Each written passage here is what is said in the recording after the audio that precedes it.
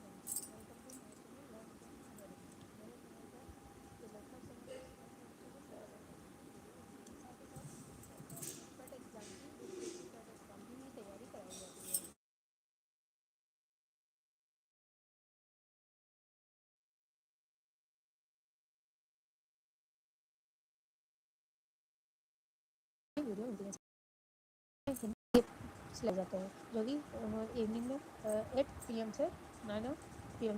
एक पहली class reasoning की पहली क्लास जो होती है 9 PM पे होती है, 8 PM पे होती है, और हिंदी की क्लास 9 PM पे होती है। और जो DLED की जो भी क्लासेस रहती हैं वो मॉर्निंग में ये ली जाती हैं। तो आप लोगों को मेरे चैनल की हेल्प होती है तो आप मुझे कमेंट करके ज़रूर बताएं कि आपकी हेल्प होती है हमें। और साथ ही साथ जो भी आपके और भी जो आपके फ्रेंड हो या जो भी आपके जान पहचान में हो जो DLED करते हैं उनके लिए भी ये उन्हें भी शेयर करें ताकि और भी बच्चों की हेल्प हो सके। और लाइक, शेयर, सब्सक्राइब तो तीनों चीज़ें करते रहिए। अगर आप मेरे चैनल से नए जुड़े हैं तो आप मेरे चैनल को सब्सक्राइब कर लीजिए और थम्स अप करके जल्दी से मुझे बताइए कि आप लोगों को मेरी वॉइस क्लियर आ रही है या नहीं। क्लियर अगर दिखाई ना पड़ रहा तो आप अपने चैनल की क्वालिटी को 240 या 360 कर लीजिए, आप लोगों को क्लियर दिखाई पड़ेगा। तो चलिए आज देर न करते हुए हम अपना सिलेबस डिस्कस करते हैं। और इससे पहले जो भी हिंदी के वीडियो थी उनकी सबकी या जो भी क्लासेस मैंने दी हैं उनकी सबकी प्लेलिस्ट बना दी गई, जो कि आप लोगों को मेरे चैनल पर अरेंजमेंट में मिल जाएगी। आप लोग जाकर वहाँ पे चेक कर सकते हैं और साथ ही साथ अपनी एग्ज़ाम की या अपनी जो एग्ज़ाम की तैयारी है अभी से स्टार्ट कर दीजिए, क्योंकि आप लोगों के पास ज़्यादा टाइम नहीं बचा है, बस एक या डेढ़ महीने ही है। और तो जल्द से जल्द आप लोग अपनी उसकी तैयारी कर लीजिए। और साथ ही साथ मैं वैसे मैं जो है बहुत ही ये जो हिंदी का सिलेबस है या जो भी सिलेबस है उसे काफ़ी लेंदी, लेकिन मैंने आप लोगों के लिए ज़्यादा लेंदी ना करके शॉर्ट ही रखा है ताकि आप लोगों की कोई भी प्रॉब्लम ना हो सके। आप लोगों को मैंने छोटा ही सिलेबस रखा है। बस हमारा हिंदी का आज ये 9.9 चैप्टर है। कल की वीडियो में मैंने 8 चैप्टर कंप्लीट करा दिया था, 8 चैप्टर तक कंप्लीट हो गए। ये 9 है, 9 है, चैप्टर नंबर 9 है, 9 है। और उसके बाद में 2 और चैप्टर हैं, उनकी भी वीडियो हो जाएगी। फिर हमारा हिंदी का चैप्टर क्लियर हो जाएगा। फिर हम जो है राजन सरी से सॉफ्ट क्वेश्चन करेंगे। तो और आप लोगों को जो है अगर मेरे चैनल की वीडियो से थोड़ी भी हेल्प होती है तो प्लीज़ मेरे चैनल को सब्सक्राइब करते रहिए रखिए, ताकि मैं आप लोगों के लिए अच्छी अच्छी वीडियो बना सकूं। और आई होप लोगों की हेल्प हो रही होगी मेरी वो वीडियो से। तो चलिए, और आई होप आप सभी अच्छे होंगे। सॉरी, मैं ये आप लोगों के लिए जो है जो भी मेरी हमेशा यही कोशिश रहती है कि मैं आप लोगों के लिए छोटा और ज़्यादा मतलब थोड़े सिलेबस में ज़्यादा पढ़ा सकूं। और इसीलिए मैंने बहुत से चैनलों पे जो है 40-45 क्लासेस मिलती हैं ज़रा से सिलेबस की, लेकिन मेरे मेरे चैनल पे जो है ज़्यादा से ज़्यादा ये आज हमारी 15 है, यानी क्लास तक हमारा हिंदी का सिलेबस कंप्लीट हो जाएगा। 20 क्लास तक हमारा हिंदी का सिलेबस जो है, जितना जो कुछ है पूरा साल कंप्लीट हो जाएगा। मैं इसलिए ये छोटी छोटी क्लासेस सिलेबस को जो है, सारा सिलेबस हमने थोड़ी ही में पूरा कर दिया, ताकि आप लोगों की अच्छे से हेल्प हो सके। पेपरों के लिए आप लोग अच्छे से प्रिपरेशन कर सको, आप लोगों को ज़्यादा ना पढ़ के थोड़ा पढ़ के ज़्यादा ज्ञान मिल सके। तो चलिए हम देखते हैं, हमारा 9 चैप्टर है शिक्षक के निर्देशों अनुसार छोटे छोटे वाक्य लिखना। शिक्षक के निर्देशों अनुसार बच्चों को छोटे छोटे वाक्य लिखाना। कैसे लिखा है, जैसे इस जो है हमारा आज का पाठ है, जिसमें शिक्षक के निर्देशानुसार छोटे छोटे वाक्य लिखना। बच्चे जो है शिक्षक उन्हें निर्देश देता है और वह छोटे छोटे वाक्य लिखवाता है। जैसे कुम्हार चाक पर रखी मिट्टी को अपनी अंगुलियों द्वारा जैसा निर्देश देता है, मिट्टी वैसा ही रूप और आकृत धारण कर लेती है। जैसे कुम्हार जो होता है, चाक पे जब मिट्टी होती है उसे रखता है, और उसमें जैसा वो उसे आकार देना चाहे, जैसे दिया बनाना, टुकड़ बनाना, जैसा आकार देना चाहता है, उसी प्रकार से वो उंगलियां उस मिट्टी पे फिरौता है और वो आकृति का बर्तन बन जाते हैं। वैसे ही मिट्टी से ही वह दीपक बनाता है जो अंधकार को दूर करता है। वैसे ही जो कुम्हार होता है वह मिट्टी का दिया बनाता है, और उसे जलाकर हम अपने घर का जो होता है उसे दूर कर पाते हैं, करने में समर्थ होते हैं। उसी मिट्टी से साज सज्जा दैनिक उपयोग की वस्तुओं को बनाने के साथ साथ ही उन की मूर्तियों को भी बनाया जाता है। उसी मिट्टी से जो है हम हमारे दैनिक जीवन में पेड़ पौधे भी उसी मिट्टी में लगाते हैं, और उसी मिट्टी से जो है मूर्तियाँ भी बनती हैं, जिसके प्रति हमारा भगवान की मूर्तियाँ बनती हैं, और जिनके प्रति हमारी आस्था, श्रद्धा और विश्वास है। कहने का मतलब, इस पाठ का कहने सारांश यह है कि वह मिट्टी जो को जैसा रूप देना चाहता है, कुम्हार मिट्टी को जैसा रूप देना चाहता है, वह वैसा ही रूप उसे धारण करके हमारे उपयोगी सामग्री बन जाती है। अब ऐसे ही शिक्षक इसी कार्य में निर्देशक शिक्षक भी बच्चों को छोटे छोटे वाक्यों में निर्देश देकर उनके उच्च आचरण को निर्देश अनुपालन की महत्वपूर्ण भूमिका है, उनके आचरण को विकसित करता है। यही स्थिति शिक्षक और शिक्षार्थी के बीच होती है। प्रारंभिक अवस्था में बच्चा अक्षर ज्ञान से रहित होता है। प्रारंभिक में जब बच्चा शिशु वाले अवस्था में होता है, तो बच्चा जो है ज्ञान के अक्षर जो होते हैं, उसे अक्षर का भी ज्ञान नहीं होता है। निर्देश का ही प्रभाव होता है कि वह कुछ ही समय में अक्षरों का पता हो जाता है। मतलब जो है बच्चा जब एडमिशन होता है, नया न्यू क्लास स्कूल जाता है, तो उसे कुछ भी ज्ञान नहीं होता है, लेकिन कुछ ही समय बाद वो अक्षरों का ज्ञाता हो जाता है। फिर उसे अक्षर से शब्द से वाक्य बनाना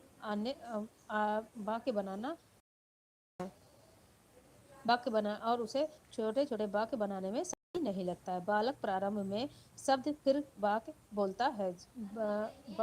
बालक जो है जब न्यू स्कूल में जाता है, तो वह पहले छोटे छोटे शब्द बोलता है, फिर शब्दों को जोड़कर वह वाक्य बोलने लगता है। मनोवैज्ञानिकों के अनुसार भाषा का चरम अव्यय वाक्य ही है। कभी कभी शिशु एक ही शब्द बोलता है, किंतु यह शब्द भी अर्थ की दृष्टि से शब्द ना होकर वाक्य ही होता है।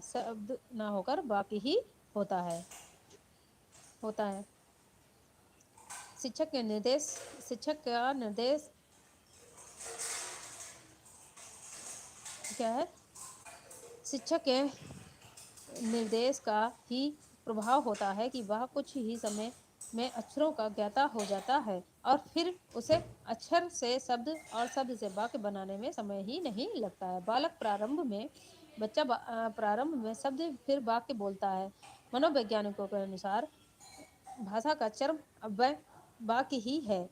कभी कभी शिशु एक शब्द बोलता है, किंतु यह शब्द भी अर्थ की दृष्टि से शब्द ना होकर वाक्य ही होता है। उदाहरण जैसे जब प्यासा शिशु पानी कहता है, जब प्यासा शिशु पानी कहता है तो उसका तात्पर्य यह होता है कि पानी लाओ, मुझे प्यास लगी है।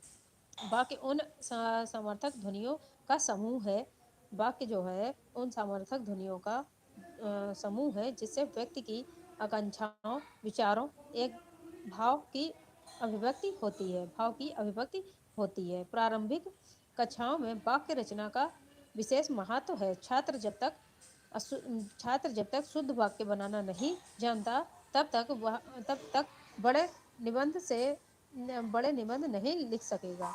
बच्चा जो है जब तक वाक्य बनाना नहीं जान पाएगा तो वह बड़े बड़े निबंध, जैसे होली पे, दिवाली पे जो भी निबंध उसे स्कूल में लिखा जाते हैं, वह लिखना नहीं सीख पाएगा। हिंदी वाक्य रचना की कुछ विशेषताएं हैं जिसका उल्लेख यहाँ किया जा रहा है। वाक्य रचना की कुछ विशेषताएं हैं, देखते हैं विशेषताएं। अब देखते हैं शब्दों का क्रम क्या है, वाक्यों की रचना क्या है। जैसे शब्दों का क्रम, सेकेंड पॉइंट है स्पष्टता, थर्ड है आकांक्षा, फोर है वाक्यों का सामर्थ्य, फाइव है मधुरता, वाक्यों में मधुरता, सिक्स है वाक्य ठीक से रचे जाएं, सेवन है अनुच्छेद की सफलता वाक्य पर निर्भर है। अनुच्छेद की सफलता जो है वो वाक्य पर निर्भर है। विधि सूचक तथा निर्देशवाचक वाक्यों की रचना तो सरल है, किंतु प्रश्नवाचक वाक्य में कौन, कहाँ, क्या जैसे शब्द वाक्य में कहाँ रखे जाएं, इसे छात्रों को बताना होगा। विस्मय बोधक वाक्य, जैसे विषय बोधक वाक्य जो होते हैं विस्मय बोधक वाक्य, वे बच्चों को बताना पड़ेगा, टीचर को बताना या समझाना चाहिए। जैसे वह कितना सुंदर फूल है, मैं शब्दों क्रम किस प्रकार बदल जाता है। इच्छा बोध वाक्य, जैसे ईश्वर करे तुम परीक्षा में सफल हो जाओ, जैसे रचा जाता है। अज्ञार्थक वाक्य, अब अज्ञार्थक वाक्य कैसे होते हैं। जैसे प्रार्थना के लिए तैयार हो जाओ कि क्या विशेषता है। यह संदेशवाचक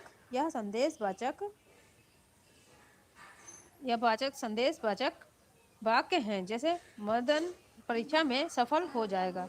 में कौन सा शब्द महत्वपूर्ण है। इन बातों की जानकारी छात्रों को दी जानी चाहिए। यदि इन बातों की जानकारी छात्रों को नहीं दी जाएगी तो वह अच्छी हिंदी नहीं लिख सकेगा और ना ही बोल पाएगा, ना ही समझ पाएगा। और उसकी रचना में वाक्य में मौलिकता लाने के लिए वाक्यवाचक रचना में मौलिकता लाने के लिए कक्षाओं में छात्रों की क्रियाओं के प्रयोग द्वारा वाक्य रचना करानी होगी तथा उसे उद्देश्य एवं विधेय के प्रति सतर्क रहना होगा। वाक्य रचना में उसे सरल एवं उचित पदों का प्रयोग कराना होगा। जैसे जो प्रशिक्षु हैं, जैसे आप लोगों की जब टीचिंग लगेगी तो आप लोग जो है वहाँ स्कूल में जाके बच्चों को इस प्रकार के शब्द या वाक्य के द्वारा रचना करा, ऐसे वाक्यों के शब्दों के अनुसार रचना करानी होगी जिनका उद्देश्य पूर्ण हो और उसके उद्देश्य पर वह सतर्कता बरतनी होगी ताकि बच्चे को कोई भी गलत शिक्षा आप ना दे सके।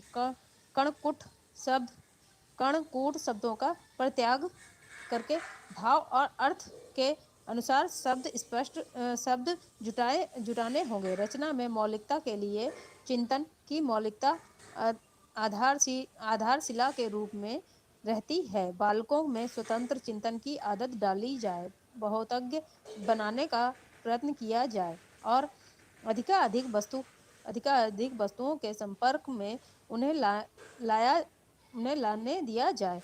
उनकी ज्ञानेंद्रियों को प्रशिक्षित किया जाए जिससे वे निरीक्षण करके चिंतन की ओर उन्मुख हो सकें। प्रश्न यह उठता है कि वाक्य रचना में प्रभावशाली कैसे लाया जाए। वाक्य रचना को प्रभावशाली कैसे बनाया जाए। प्रभाविता लाने का पहला साधन है मानसिक उत्तेजना। वह बात को हृदय ऐसी बात बच्चों से कहनी चाहिए जिससे उनके हृदय को छूकर मस्तिष्क को उत्तेजित ना करती हो।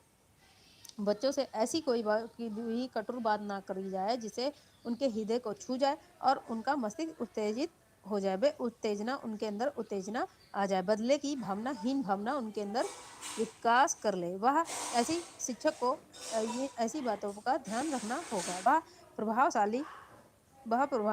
प्रभावशाली ना नहीं हो सकती हैं। वे ऐसी बातें बच्चे को जो है बच्चे का विकास नहीं करती हैं और प्रभावशाली उस पर कोई अच्छा प्रभाव उनका नहीं पड़ता है। वाक्य रचना में संक्षिप्तता का आग्रह होना चाहिए। संक्षिप्तता का आग्रह, वाक्य ऐसे हों जिसमें संक्षिप्तता का आग्रह होना चाहिए। अनावश्यक विस्तार रचना में प्रभाव को कम कर देता है। अच्छी हिंदी वाक्य रचना के लिए कुछ बातों का परित्याग भी आवश्यक है। जैसे हिंदी में बच्चों को ऐसी शिक्षा, ऐसे वाक्य समझाने चाहिए जिससे बच्चों में जो है कोई भी हीन भावना या कोई भी ऐसी बात ना आए जिससे उनके हृदय को ठेस पहुंचे। ऐसे कोई भी वाक्य बच्चों को नहीं सिखाने चाहिए। अब देखते हैं कौन सी ऐसी बातों का परित्याग करना चाहिए। जैसे फर्स्ट है, वाक्य में वातावरण संबंधी अशुद्धियां ना हो।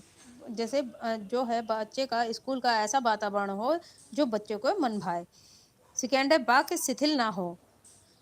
थर्ड है, अप्रचलित शब्दों का प्रयोग ना हो।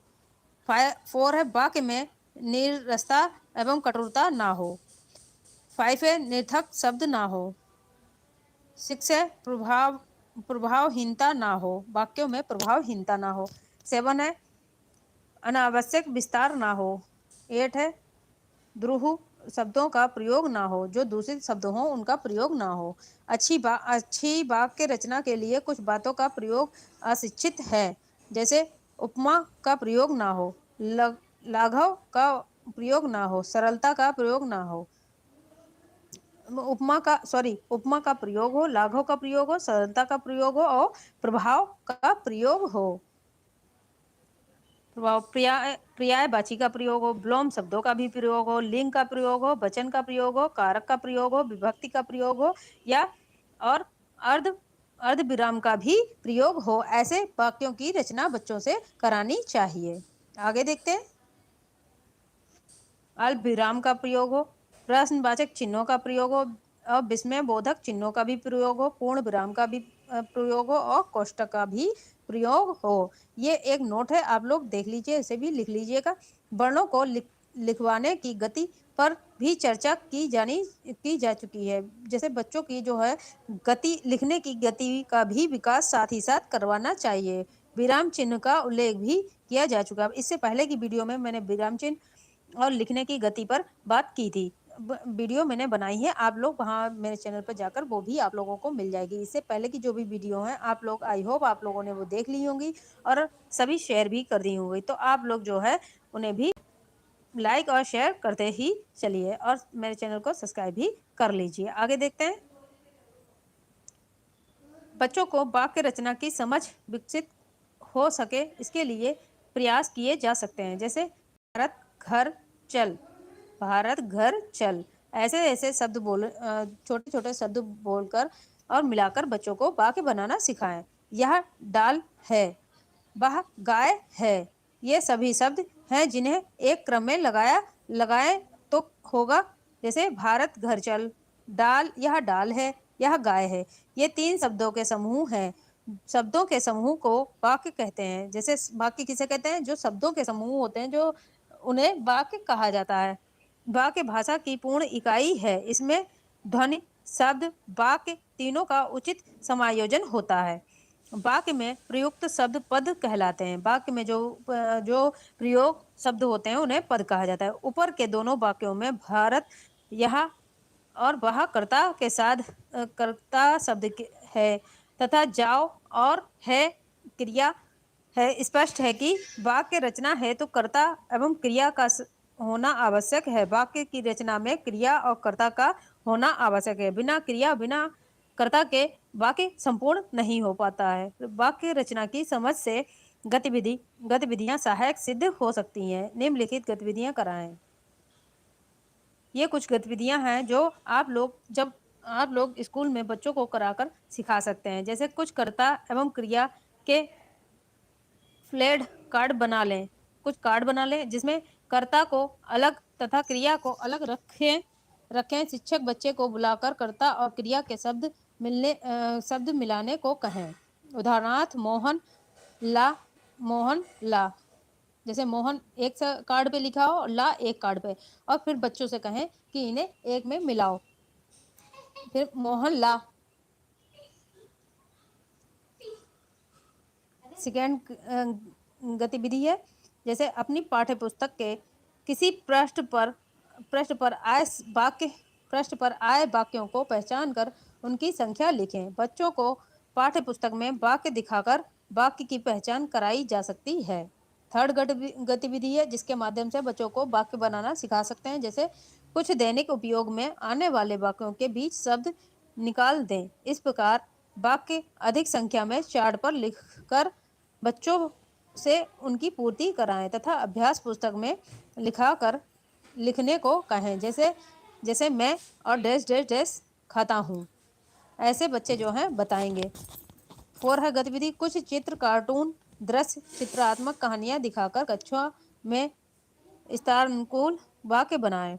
5 गतिविधि है, कुछ शब्द जैसे क्रिया, संज्ञा, सर्वनाम आदि देकर अधिक से अधिक वाक्य करवाएं।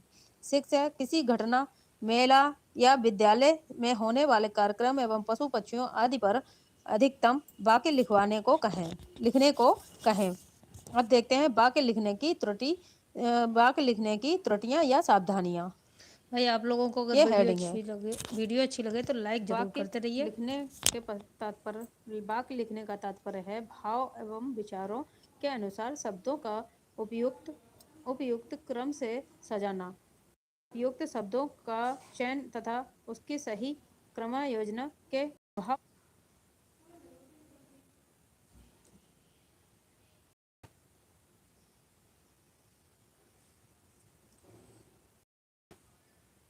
को कहें।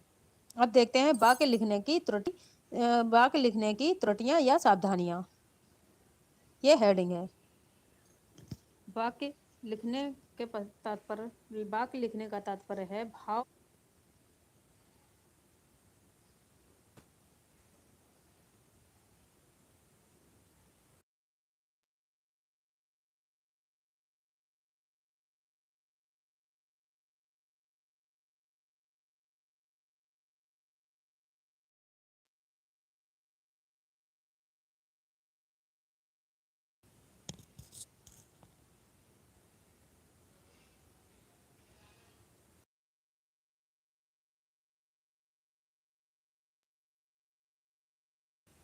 वीडियो अच्छी लगे तो लाइक करते रहिए। बहुत ही कम लाइक हैं आप लोगों की।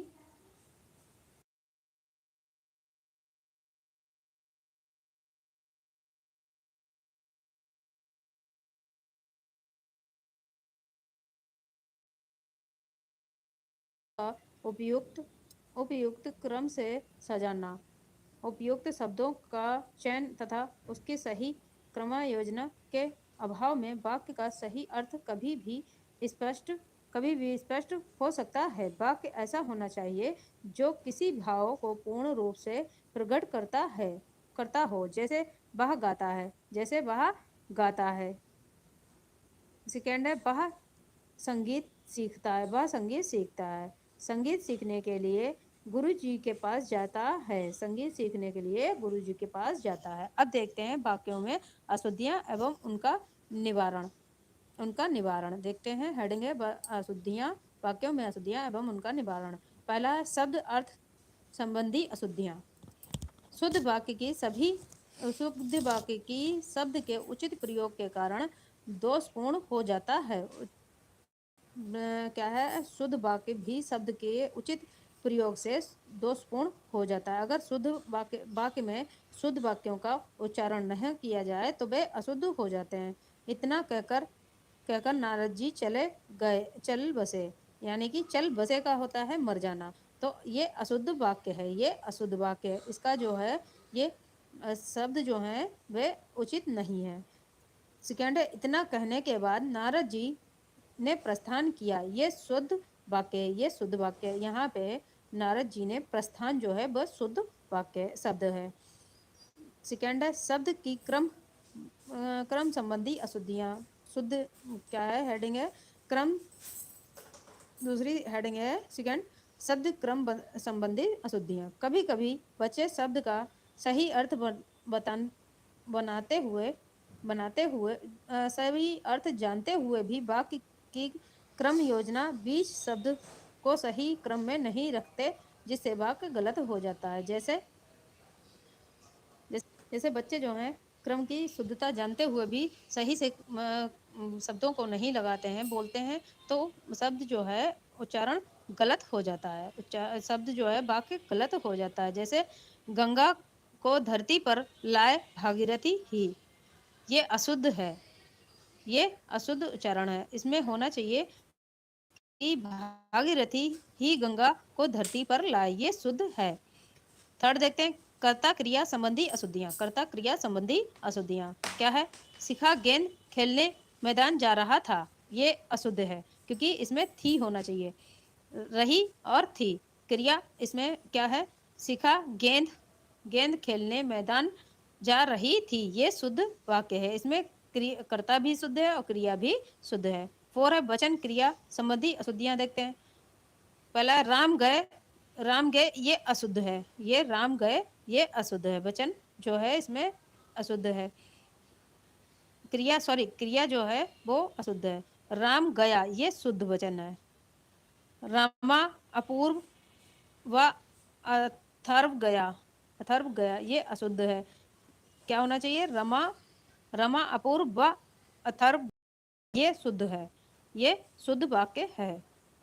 भाई आप लोगों के लिए मैं इतनी मेहनत कर रही हूँ, तो आप लोग भी जो है मेरी वीडियो को लाइक और सब्सक्राइब करते रहिए और कमेंट करके बताइए कि आप लोगों को मेरी वीडियो है उनसे हेल्प मिल रही है या नहीं। अगर नहीं मिल रही है तो मैं और अब कोशिश करूँगी और अच्छे प्रकार से अच्छी वीडियो लाने की कोशिश करूँगी। आप बस मुझे बता रहिए ताकि मैं अच्छे कंटेंट आप लोगों के लिए लाती रहूँ। 5 देखते हैं, ने का अशुद्ध उपयोग कैसे होता है, देखते हैं। इसका प्रयोग वर्तमान और भविष्य काल ना होकर आसान या पूर्ण भूतकाल में होगा। जैसे ज्योति ने किताब पढ़ रही है, ये वर्तमान काल का वाक्य है लेकिन अशुद्ध है। क्या है, जो इसका शुद्ध ये भी, जैसे ज्योति ने किताब पढ़ी, भविष्य काल का भी ये अशुद्ध वाक्य है। शुद्ध क्या होगा, ज्योति ने किताब पढ़ा, पूर्ण भूतकाल का शुद्ध वाक्य है। समर्थक क्रिया के साथ ने का प्रयोग होगा। अकर्मक क्रिया के साथ ने का प्रयोग नहीं होगा। जैसे अमजद ने पढ़ाई की, शीला ने पढ़ाई की। ने के साथ क्रिया का लिंग एवं वचन कर्म के अनुसार रहता है। कर्म के जो ने है के साथ क्रिया का लिंग एवं वचन का कर्म के अनुसार ही प्रयोग होता है, साथ ही रहता है। और ये जो है ये शुद्ध उच्चारण है, वाक्य का शुद्ध उच्चारण है। अब देखते हैं 6 हेडिंग है, रूप शक्ति दोष, पुनर्रूप शक्ति। जैसे समान अर्थ वाले शब्दों की वाक्य में पुनर्वृत्ति की अशुद्धि नहीं होनी चाहिए। जैसे वह कलम वापस लौटा गई, वह कलम जो है वापस लौटाने आई, ये अशुद्ध है। इसका सही होना चाहिए, सही वाक्य है वह कलम लौटाने आई। अशुद्ध वाक्य क्या है, मेरे लिए शीतल ठंडा जल लाओ, ये अशुद्ध है। मेरे लिए शीतल जल लाओ, ये शुद्ध वाक्य है। राजू की पढ़ाई अध्ययन ठीक नहीं है, ये अशुद्ध है। शुद्ध क्या है, राजू की पढ़ाई ठीक नहीं है, ये शुद्ध वाक्य है। आगे देखते हैं, हेडिंग नंबर 7 है, अन्य विभक्तियों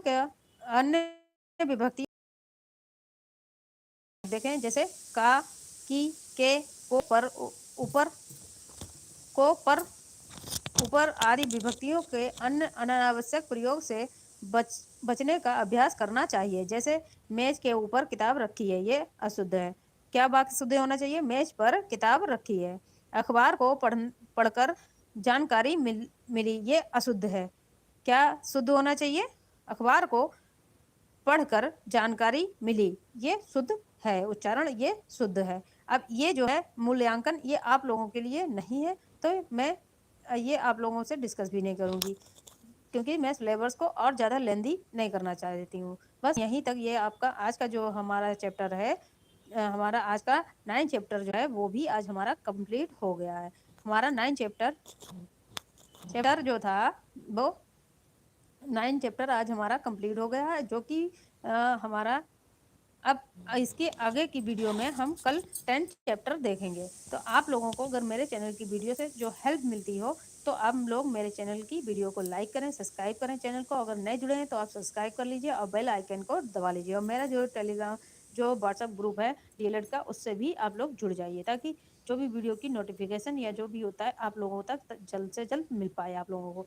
और आप लोग जो है अपने आज से अब इसके हिंदी के जो सिलेबस में 2 ही चैप्टर रह गए हैं, जो कि मैं क्लियर करा दूंगी, वो भी बहुत जल्द। फिर वेरी शॉर्ट क्वेश्चन जो है, शॉर्ट और वेरी शॉर्ट क्वेश्चन राजन श्री से मैं कराना चाहती हूँ। तो आप लोगों को जल्द से जल्द अपने जो है एग्ज़ाम बहुत ही नज़दीक डेट आने ही वाली है, तो आप लोग अपने पेपरों की प्रिपरेशन अभी से करना स्टार्ट कर दिए। तो चलिए आज के लिए इतना ही। जय श्री कृष्णा, बाय।